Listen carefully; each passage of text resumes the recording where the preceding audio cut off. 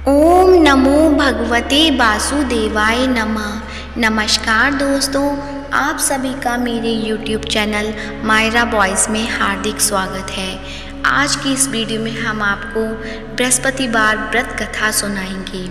कथा सुनने से पहले आप सभी से मेरा अनुरोध है, कमेंट बॉक्स में जय बृहस्पति देव जरूर लिखें। बोलो विष्णु भगवान की जय, वीर भगवान की जय। भारतवर्ष में एक प्रतापी और दानी राजा राज्य करता था। वह नित्य गरीबों और ब्राह्मणों की सहायता करता था। यह बात उसकी रानी को अच्छी नहीं लगती थी। वह ना ही गरीबों को दान देती, ना ही भगवान का पूजन करती थी और राजा को भी दान देने से मना किया करती थी। एक दिन राजा शिकार खेलने वन को गए हुए थे तो रानी महल में अकेली थी। उसी समय बृहस्पति देव साधु वेश में राजा के महल में भिक्षा के लिए गए और भिक्षा मांगी। रानी ने भिक्षा देने से इनकार किया और कहा, हे साधु महाराज, मैं तो दान पुण्य से तंग आ गई हूँ। मेरा पति सारा धन लुटाते रहते हैं। मेरी इच्छा है कि हमारा धन नष्ट हो जाए और फिर न रहेगा बांस न बजेगी बांसुरी। साधु ने कहा, देवी तुम तो बड़ी विचित्र हो। धन संतान तो सभी चाहते हैं, पुत्र और लक्ष्मी तो पापी के घर भी होनी चाहिए। यदि तुम्हारे पास अधिक धन है तो भूखों को भोजन दो, प्यासों के लिए प्याऊ बनवाओ, मुसाफिरों के लिए धर्मशालाएं खुलवाओ। जो निर्धन अपनी कुंवारी कन्याओं का विवाह नहीं कर सकते उनका विवाह करा दो। ऐसे और कई काम हैं जिनके करने से तुम्हारा यश लोक परलोक में फैलेगा। परंतु रानी पर उपदेश का कोई प्रभाव न पड़ा। वह बोली, महाराज आप मुझे कुछ न समझाएं। मैं ऐसा धन नहीं चाहती जो हर जगह बांटती फिरूं। साधु ने उत्तर दिया, यदि तुम्हारी ऐसी इच्छा है तो तथास्तु। तुम ऐसा करना कि बृहस्पतिवार को घर लीपकर पीली मिट्टी से अपना सिर धोकर स्नान करना, भट्टी चढ़ाकर कपड़े धोना। ऐसा करने से तुम्हारा सारा धन नष्ट हो जाएगा। इतना कहकर वह साधु महाराज वहाँ से अलोप हो गए। साधु के अनुसार कई बातों को पूरा करते हुए रानी को केवल 3 बृहस्पतिवार ही बीते थे कि उसकी समस्त धन संपत्ति नष्ट हो गई। भोजन के लिए राजा का परिवार तरसने लगा। तब एक दिन राजा ने रानी से बोला कि हे रानी, तुम यहीं रहो, मैं दूसरे देश को जाता हूँ, क्योंकि यहाँ पर सभी लोग मुझे जानते हैं, इसलिए मैं कोई छोटा कार्य नहीं कर सकता। ऐसा कहकर राजा परदेश चला गया। वहाँ वह जंगल से लकड़ी काट कर लाता और शहर में बेचता। इस तरह वह अपना जीवन व्यतीत करने लगा। इधर राजा के परदेश जाते ही रानी और दासी दुखी रहने लगी। एक बार जब रानी और दासी को 7 दिन तक बिना भोजन के रहना पड़ा तो रानी ने अपनी दासी से कहा, हे दासी, पास ही के नगर में मेरी बहन रहती है, वह बड़ी धनवान है, तो उसके पास जा और कुछ ले आ ताकि थोड़ी बहुत गुजर बसर हो जाए। दासी रानी की बहन के पास गई। उस दिन गुरुवार था और रानी की बहन उस समय बृहस्पतिवार के व्रत की कथा सुन रही थी। दासी ने रानी की बहन को अपनी रानी का संदेश दे दिया, लेकिन रानी की बड़ी बहन ने कोई उत्तर नहीं दिया। जब दासी को रानी की बहन से कोई उत्तर नहीं मिला तो वह बहुत दुखी हुई और क्रोध भी आया। दासी ने वापस आकर रानी को सारी बात बता दी। सुनकर रानी ने अपने भाग्य को कोसा। उधर रानी की बहन ने सोचा कि मेरी बहन की दासी आई थी, परंतु मैं उससे नहीं बोली, इससे वह बहुत दुखी हुई होगी। कथा सुनकर और पूजन समाप्त करके वह अपनी बहन के घर आई और कहने लगी, हे बहन, मैं बृहस्पतिवार का व्रत कर रही थी। तुम्हारी दासी मेरे घर आई थी, परंतु जब तक कथा होती है तब तक ना तो उठते हैं और ना ही बोलते हैं, इसलिए मैं नहीं बोली। कहो दासी क्यों गई थी? रानी बोली, बहन तुमसे क्या छिपाऊं, हमारे घर में खाने तक को अनाज नहीं था। ऐसा कहते कहते रानी की आंखें भर आईं। उसने दासी समेत पिछले 7 दिनों से भूखे रहने तक की बात अपनी बहन को विस्तार पूर्वक सुना दी। रानी की बहन बोली, देखो बहन, भगवान बृहस्पति देव सबकी मनोकामना पूर्ण करते हैं। देखो, शायद तुम्हारे घर में अनाज रखा हो। पहले तो रानी को विश्वास नहीं हुआ, पर बहन के आग्रह करने पर उसने अपनी दासी को अंदर भेजा तो उसे सचमुच अनाज से भरा एक घड़ा मिल गया। यह देखकर दासी को बड़ी हैरानी हुई। दासी रानी से कहने लगी, हे रानी, जब हमको भोजन नहीं मिलता तो हम व्रत ही तो करते हैं, इसलिए क्यों ना इनसे व्रत और कथा की विधि पूछ ली जाए ताकि हम भी व्रत कर सकें। तब रानी ने अपनी बहन से बृहस्पतिवार का व्रत करने के बारे में पूछा। उसकी बहन ने बताया, बृहस्पतिवार के व्रत में चने की दाल और मुनक्का से विष्णु भगवान का केले की जड़ में पूजन करें तथा दीपक जलाएं, व्रत कथा सुने और पीला भोजन ही करें। इससे बृहस्पति देव प्रसन्न होते हैं। व्रत और पूजन विधि बताकर रानी की बहन अपने घर लौट आई। 7 दिन के बाद जब गुरुवार आया तो रानी और दासी ने व्रत रखा। गुड़साल में जाकर चना और गुड़ लेकर आई, फिर उससे केले की जड़ तथा विष्णु भगवान का पूजन किया। अब पीला भोजन कहाँ से आए, इस बात को लेकर दोनों बहुत दुखी थे। क्योंकि उन्होंने व्रत रखा था, इसलिए बृहस्पति देव उनसे प्रसन्न थे। इसलिए वे एक साधारण व्यक्ति का रूप धारण कर 2 थालों में सुंदर पीला भोजन दासी को दे गए। भोजन पाकर दासी प्रसन्न हुई और फिर रानी के साथ मिलकर भोजन ग्रहण किया। उसके बाद वे सभी गुरुवार को व्रत और पूजन करने लगे। बृहस्पति भगवान की कृपा से उनके पास फिर से धन संपत्ति आ गई, परंतु रानी फिर से पहले की तरह आलस्य करने लगी। तब दासी बोली, देखो रानी, तुम पहले भी इस प्रकार आलस्य करती थी। तुम्हें धन रखने में कष्ट होता है, इस कारण सभी धन नष्ट हो गया, और अब जब भगवान बृहस्पति की कृपा से धन मिला है तो तुम्हें फिर से आलस्य होता है। रानी को समझाते हुए दासी कहती है कि बड़ी मुसीबतों के बाद हमने यह धन पाया है, इसलिए हमें दान पुण्य करना चाहिए, भूखे मनुष्य को भोजन कराना चाहिए और धन को शुभ कार्यों में खर्च करना चाहिए, जिससे तुम्हारे कुल का यश बढ़ेगा, स्वर्ग की प्राप्ति होगी और पितृ प्रसन्न होंगे। दासी की बात मानकर रानी अपना धन शुभ कार्यों में खर्च करने लगी, जिससे पूरे नगर में उसका यश फैलने लगा। बृहस्पतिवार व्रत कथा के बाद श्रद्धा के साथ आरती की जानी चाहिए। इसके बाद प्रसाद बांटकर उसे ग्रहण करना चाहिए। एक दिन राजा दुखी होकर जंगल में एक पेड़ के नीचे आसन जमाकर बैठ गया। वह अपनी दशा को याद करके व्याकुल होने लगा। बृहस्पतिवार का दिन था। एकाएक उसने देखा कि निर्जन वन में एक साधु प्रकट हुए। वह साधु वेश में स्वयं बृहस्पति देवता थे। लकड़हारे के सामने आकर बोले, हे लकड़हारे, इस सुनसान जंगल में तू चिंता मग्न क्यों बैठा है? लकड़हारे ने दोनों हाथ जोड़कर प्रणाम किया और उत्तर दिया, महात्मा जी, आप सब कुछ जानते हैं, मैं क्या कहूँ? यह कहकर रोने लगा और साधु को अपनी आत्मकथा सुनाई। महात्मा जी ने कहा, तुम्हारी स्त्री ने बृहस्पति के दिन बृहस्पति भगवान का निरादर किया है, जिसके कारण रुष्ट होकर उन्होंने तुम्हारी यह दशा कर दी। अब तुम चिंता को दूर करके मेरे कहने पर चलो, तुम्हारे सब कष्ट दूर हो जाएंगे और भगवान पहले से भी अधिक संपत्ति देंगे। तुम बृहस्पतिवार के दिन कथा किया करो। 2 पैसे के चने मुनक्का लाकर उसका प्रसाद बनाओ और शुद्ध जल से लोटे में शक्कर मिलाकर अमृत तैयार करो। कथा के पश्चात अपने सारे परिवार और सुनने वाले प्रेमियों में अमृत व प्रसाद बांटकर आप भी ग्रहण करो। ऐसा करने से भगवान तुम्हारी सब मनोकामनाएं पूरी करेंगे। साधु के ऐसे वचन सुनकर लकड़हारा बोला, हे प्रभु, मुझे लकड़ी बेचकर इतना पैसा नहीं मिलता जिससे भोजन के उपरांत कुछ बचा सकूं। मैंने रात्रि में अपनी स्त्री को व्याकुलता देखा है। मेरे पास कुछ भी नहीं जिससे मैं उसकी खबर मंगा सकूं। साधु ने कहा, हे लकड़हारे, तुम किसी बात की चिंता मत करो।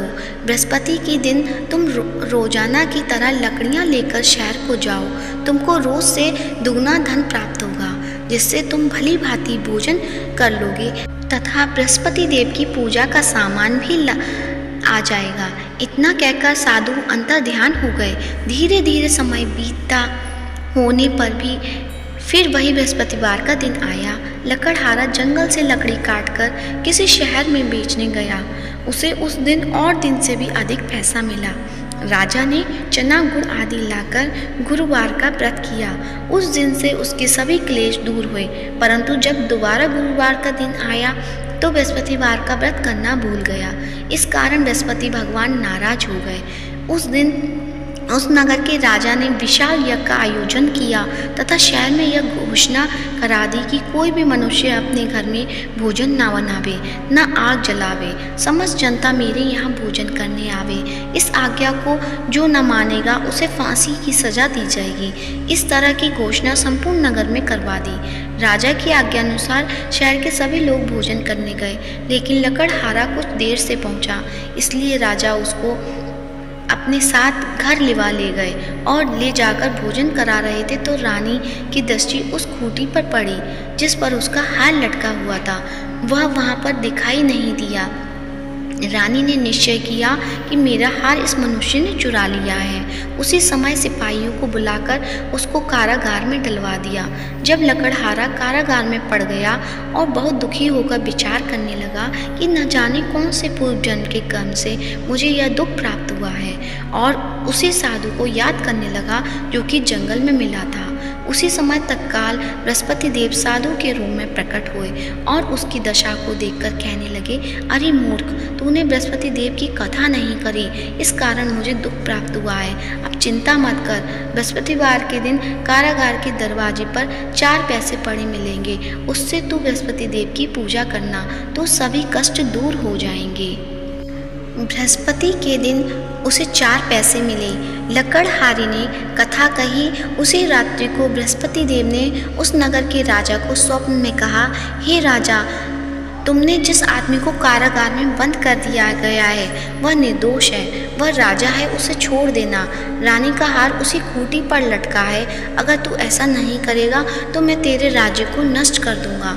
इस तरह रात्रि के स्वप्न को देखकर राजा प्रातःकाल उठा और खूंटी पर हार देखकर लकड़हारे को बुलाकर क्षमा मांगी और लकड़हारे को योग्य सुंदर वस्त्र आभूषण देकर विदा कर दिया। बृहस्पति देव की आज्ञा अनुसार लकड़हारा अपने नगर को चल दिया। राजा जब अपने नगर के निकट पहुंचा तो उसे बड़ा आश्चर्य हुआ।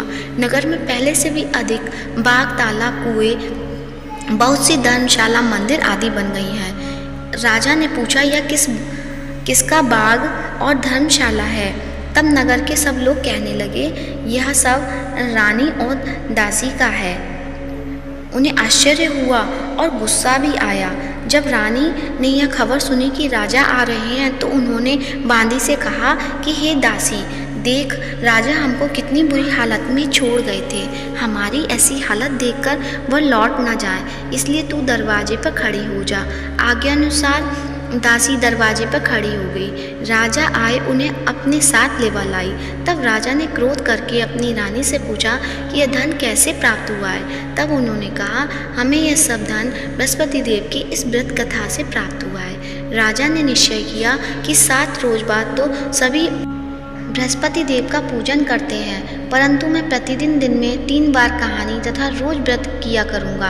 अब हर समय राजा के दुपट्टे में चने की दाल बंधी रहती तथा दिन में 3 बार कहानी कहता। एक रोज राजा ने विचार किया कि चलो अपनी बहन के यहाँ हो आवे।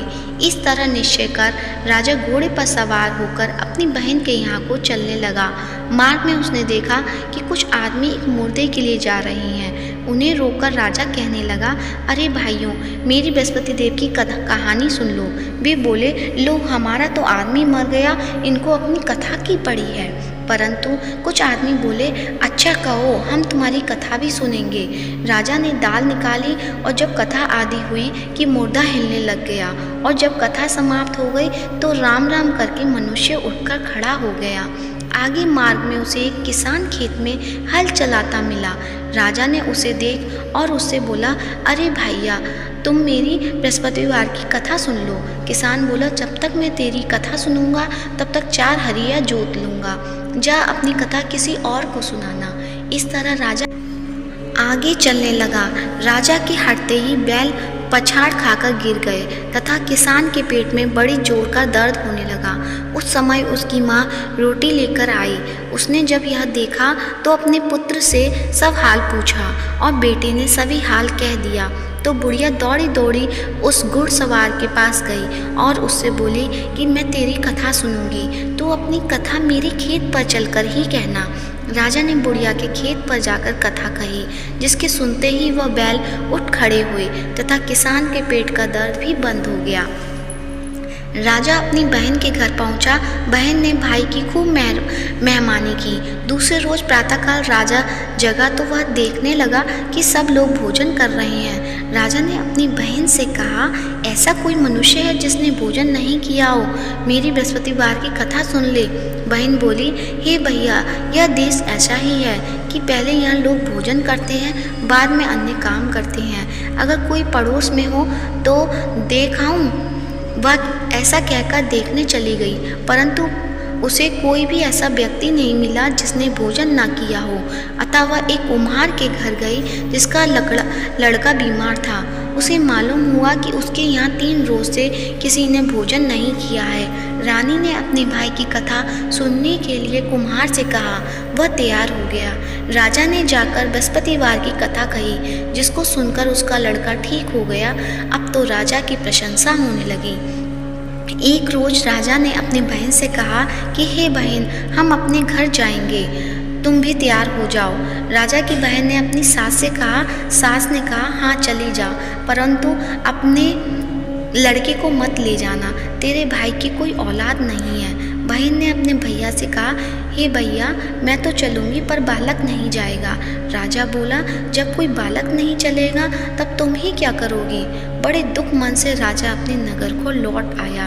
राजा ने अपनी रानी से कहा, हम निर्वंशी हैं, हमारा मुंह देखने का धर्म नहीं है और कुछ भोजन आदि नहीं किया। रानी बोली, हे प्रभु, बृहस्पति देव ने हमें सब कुछ दिया है, वह हमें औलाद अवश्य देंगे। उसी रात बृहस्पति देव ने राजा से स्वप्न में कहा, हे राजा, उठ, सभी सोच त्याग दे, तेरी रानी गर्भ से है। राजा की यह बात सुनकर बड़ी खुशी हुई। 9वें महीने में उसके गर्भ से एक सुंदर पुत्र पैदा हुआ।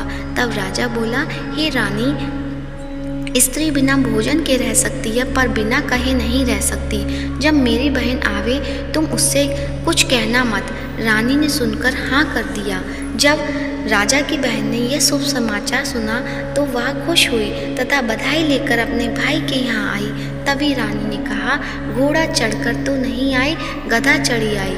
राजा की बहन बोली, भाभी, मैं इस प्रकार न कहती तो तुम्हें औलाद कैसे मिलती?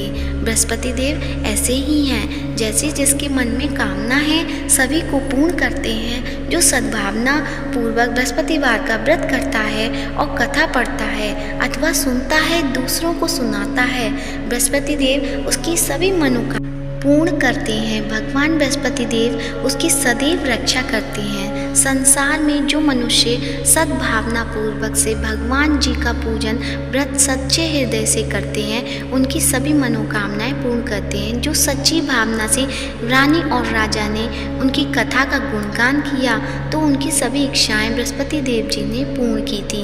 इसलिए पूर्ण कथा सुनने के बाद प्रसाद लेकर जाना चाहिए। हृदय से उनका मनन करते हुए जयकारा बोलना चाहिए। बोलो बृहस्पति देव की जय, भगवान विष्णु की जय। तो आइए अब सुनते हैं बृहस्पति देव की आरती।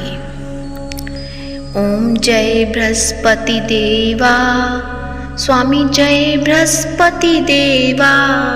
छिन छिन भोग लगाऊं, कदली फल मेवा। ओम जय बृहस्पति देवा, ओम जय बृहस्पति देवा। तुम पूर्ण परमात्मा, तुम अंतर्यामी, जगत पिता जगदीश्वर तुम सबके स्वामी, ओम जय बृहस्पति देवा। चरणामृत निज निर्मल सब पातक हरता, स्वामी सब पातक हरता। सकल मनोरथ दायक कृपा करो भरता, ओम जय बृहस्पति देवा। तन मन धन अर्पण कर जो जन शरण पड़े, स्वामी जो जन शरण पड़े। प्रभु प्रकट तब होकर आकर द्वारी खड़े, ओम जय बृहस्पति देवा। दीन दयाल दयानिधि भक्तन हितकारी, पाप दोष सब हरता भव बंधन हारी, ओम जय बृहस्पति देवा। सकल मनोरथ दाय सब संशय हारो, स्वामी सब संशय हारो। विषय विकार मिटाओ संतन सुखकारी, ओम जय बृहस्पति देवा। जो कोई आरती तेरी प्रेम सहित गावे, स्वामी भक्त सहित गावे। जेठानंद वंद सो निश्चय छुट जावे, ओम जय बृहस्पति देवा। स्वामी जय बृहस्पति देवा, स्वामी जय बृहस्पति देवा। सब बोलो विष्णु भगवान की जय हो। प्रेम से बोलो बृहस्पति देव भगवान की जय हो। यदि आज की वीडियो पसंद आई हो तो वीडियो को लाइक करें, शेयर करें, कमेंट करें और कमेंट बॉक्स में विष्णु भगवान की जय हो या जगत के पालनहार की जय हो अवश्य लिखें। और साथ ही मायरा बॉयज़ चैनल को सब्सक्राइब करें और हमारे